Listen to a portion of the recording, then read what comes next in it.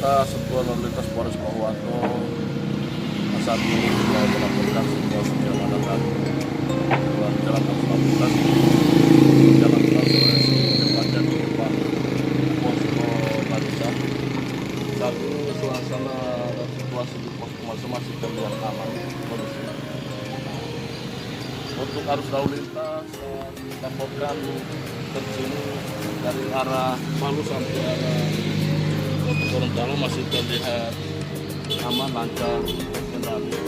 Untuk kegiatan masyarakat masih tetap seperti biasa.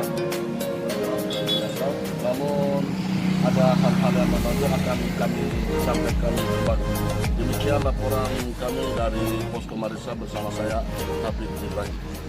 Assalamualaikum warahmatullahi wabarakatuh.